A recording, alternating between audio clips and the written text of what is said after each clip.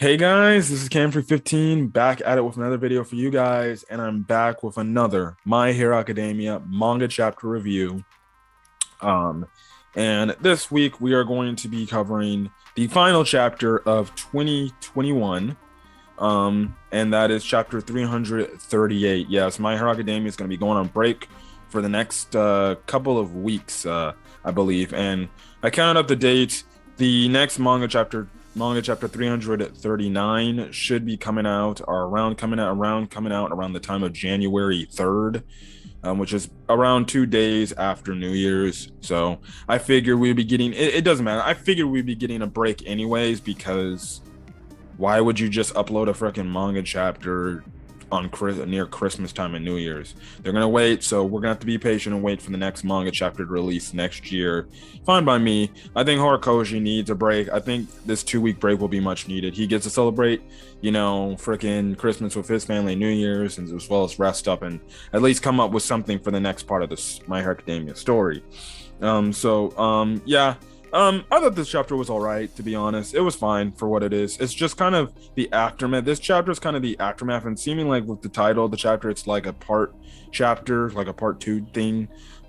This just picks up the aftermath after obviously the Ayama Traitor reveal and stuff like that. So, yeah, let's get to it. So this is again My Hero Academia manga chapter, titled manga chapter 338, titled "The Story of How We All Became Heroes," Part 1. So yeah. Now the chapter picks up right after Midori gave his speech about how, Ayama can, even through all of this stuff and everything, he can still be a hero. Even though he was manipulated and used by All For One and everything. But Sukauchi is like, slow your roll now. Let's get facts straight. You know, we have we have to freaking just one. They're like Gaga, Yuga, Ayama, and his parents. First things first. Now Sukauchi goes to say, and there will be no hand holding. He's in police custody now. And stuff like that. Now Sukauchi's like, listen, dude, I understand what you're trying to say and all, but this guy and his family were in cahoots with All For One. Remember, he puts you and your friends' lives in dangers back in the USJ attack and the forest camping raid, attack. Listen, that sounds nice and doozy, but he almost got you guys all killed, and stuff like that. Also, on top of that, they don't know if he's got some sort of like bomb like Lady Nagant does, where it's like, oh, All For One, just in case of a backup plan, has some sort of explosion. So good thing that, okay, the police force clearly remember that, okay, Lady Nagant blew up when she finally turned on All For One. We got to make sure this guy isn't the same way, as well as his parents. So we're going to take him to the hospital and we're going to check him out and we're going to see if he's got some sort of bombing quirk within him where he can just end up getting blown to pieces and stuff like that. So yeah, and they also go say, look, it's unwise to let him talk any further. The damage has already been done and stuff like that.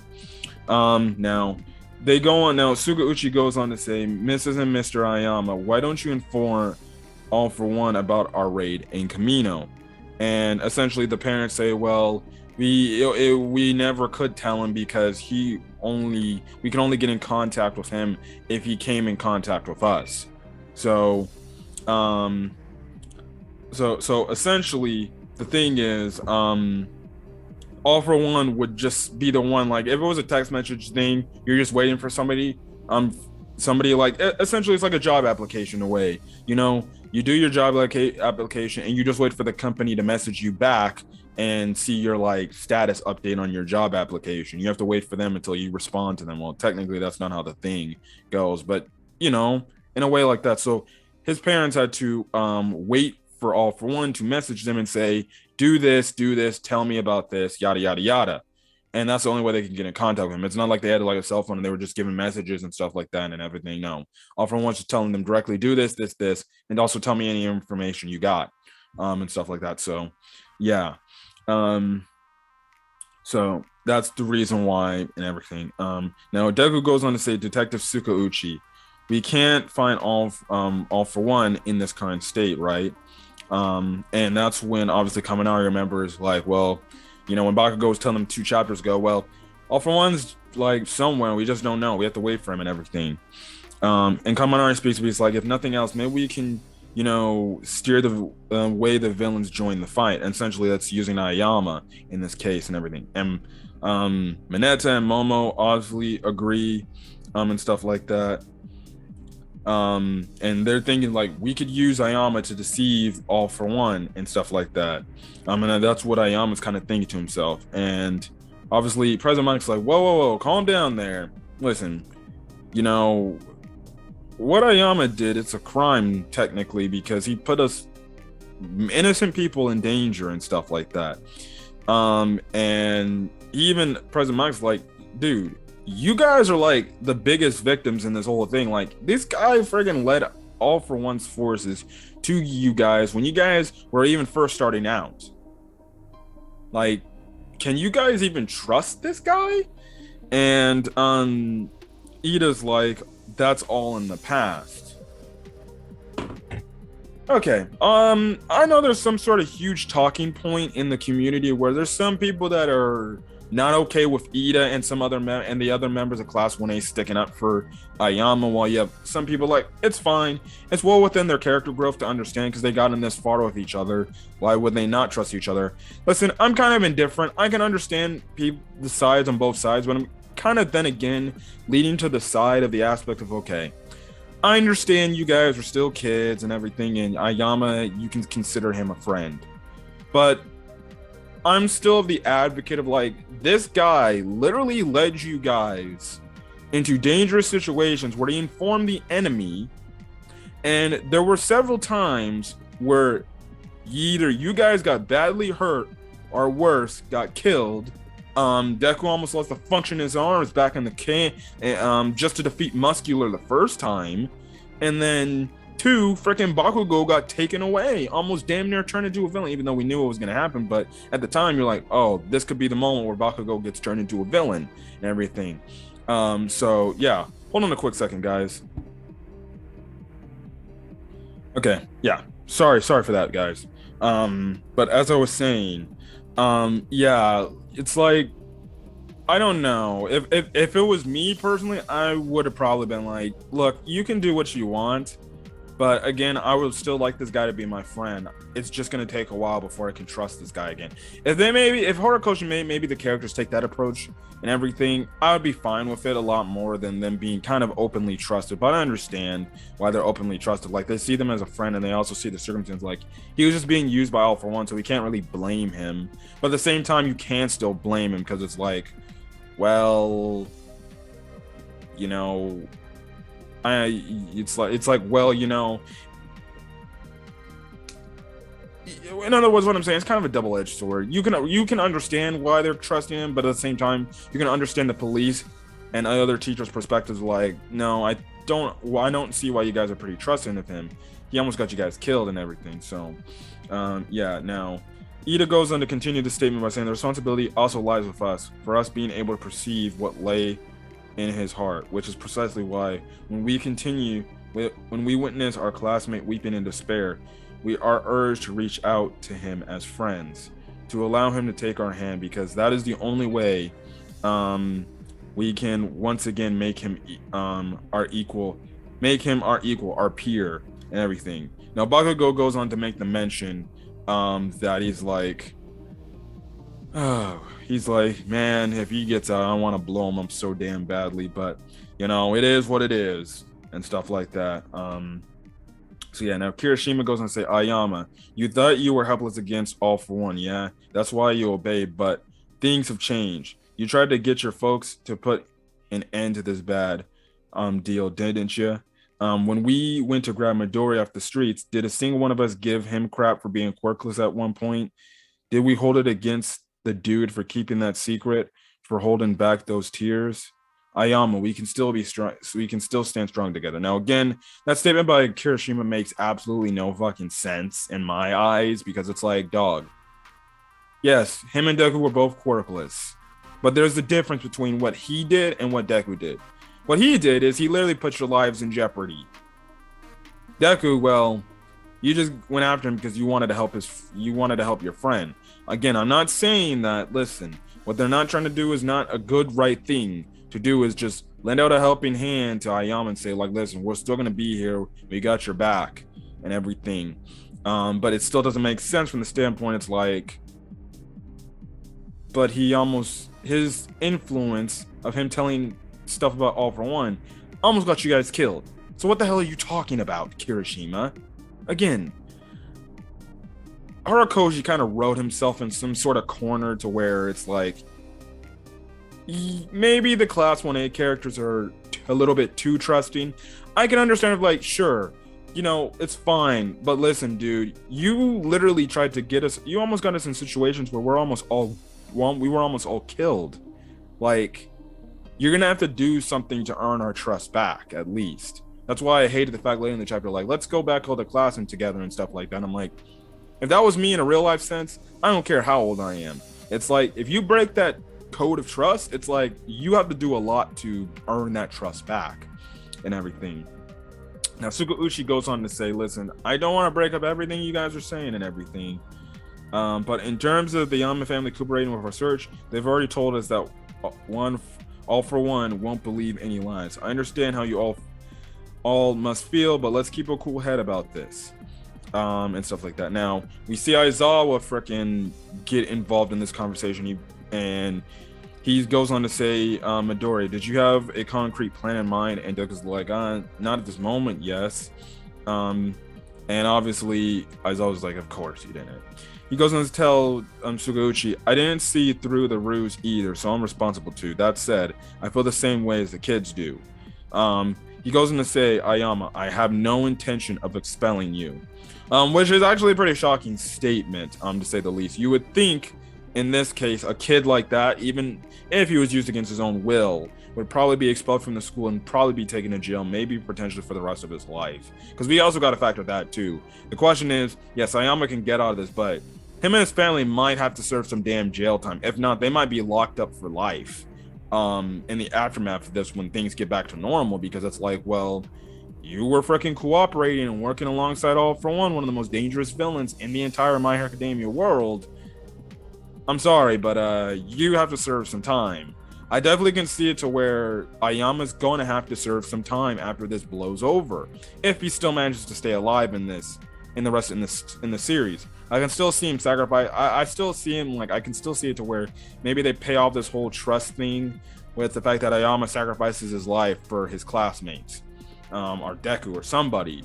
But it's like, I just don't see, it's like, yeah, you can say he's not expelled, but dang, he's gonna have to serve jail time, because the cops are not gonna just let this go, be like, yeah, you can go ahead and stuff like that. So, you know, yeah, so this blows a shock to damn near everybody in the room. And he goes on to say, as Class A's homeroom teacher, I have an idea. Detective, cover the Yama family's ear for a minute. And obviously, as always says the plan and everything, but we don't find out what this plan is. They're gonna probably reveal what this plan is later, maybe in the next chapter or a couple chapters later. So yeah. Now they go on to say we need to expect each and every location. It certainly seems feasible, and obviously it seems like Sukauchi is cool with the plan as well and stuff like that. Now they're taking Ayama and his family away. And Deku calls out to Ayama saying, Ayama, and he looks back and he looks away and everything. So after this whole aftermath and everything, Deku and Ida have to do something about their hero costumes, because, well, their hero costumes are utter trash. We know Deku is just in shambles, and as well as Ida's been in shambles. Let's be honest, they really haven't updated their hero costumes since the war arc. Like, when they put on their hero costumes, it's the damage they took from the war arc, so they got to do everything. You get a really great shot of, you know, everybody in Class 1A just giving off this really damn near pissed off look of trying to take All for One down once and for all, and like everybody in the fucking class is pissed. Like, when I'm telling you, like, I'm seeing like fucking shots of some of these characters that I haven't seen, like, give this sort of pissed off look in their eyes. Like, good God. Like, Momo, she gives this pissed off look like I've never seen her before. Sue gives that pissed off look. Jiro gives that pissed off look. Even fucking Koda gives that pissed off look. And it's like, my God, these guys are ready to go. Deku, they pan over to Deku and he gives a very pissed off look because he's like, oh yeah, I need to take this motherfucker down. So yeah. Anyways, the chapter ends off, obviously, like I said, how Ida and Deku need to go fix their hero costumes and update them and everything. And just like that one reference back when they first met this girl, Deku goes up to the developmental studies room, and just like I think back in season 1, well, guess what? He freaking goes up to the door, it explodes on him, and the chapter ends off with Mei Hatsume on top of Deku with her boobs all in his face, just like freaking it was in season 1 or season 2. I forgot. It's been a while since I watched those seasons, but so she's all in his face and she's like, "Oh, Midoriya, it's been a while," and stuff like that. And you just like, "Ah, God damn it, he's got titties in his face." But Deku, he is giving off this very pissed off look, like he's like, "Hatsume, I'm not dealing with your bullshit today. Get off me." So that's where the chapter ends off. Hey, at least Ochako wasn't in there, because we saw the look Ochako gave in that one panel, and she probably would have fucking picked up my Hatsume and probably beat her ass and say, "Get off my man." Yeah, listen, I find it just entertaining that Deku's not having none of this bullshit anymore. He's like legit pissed off. He's like not enough, like he's not even flustered, to be honest. Like he's literally, she's on top of him. Again, I want to keep it PG as best I can, and he's just like, and I'm like, oh, Deku's pissed. All right. So yeah, that's where the chapter ends off. So I'm guessing next week, or not next week, in the next couple of weeks, Deku and Hatsume are gonna talk, and Deku's gonna ask her, "Listen, I need a new hero costume because my old one's trashed. Can there be some modifications and stuff like that added to my costume?" She'd probably be like, "Oh yeah, sure," and everything. It's gonna be very interesting to see. It's been a while since we actually seen Hatsume. It's great to see her. It's great to see her. I do like Mei Hatsume. She is funny, and stuff like that. But yeah, I do hope they kind of make Hatsume a little bit more serious. She's like, "Oh yeah, I understand," and everything. So yeah, so we'll definitely see what's gonna happen next chapter. But it's kind of my thoughts on the chapter. I thought it was all right chapter. Again, this is kind of just a setup chapter. Apparently the next chapter 339, is gonna be part 2. So yeah, but other than that, guys, if you guys liked the video, leave a like, put in the comment section your thoughts on this week's My Hero Academia manga chapter, as well as hit that subscribe button if you want to get more My Hero Academia content on the channel. And a quick update, I'll probably make this in a quick little offshoot video, but we got confirmation about season 6 when its release date is, and season 6 of My Hero Academia will release in fall of 2022. I'll talk more about my thoughts on, about that in probably another video and stuff like that. So yeah, but if you guys again like the video, leave a like. Again, I'll catch you guys in the next video. Till then, guys, I'll catch you guys later. Peace.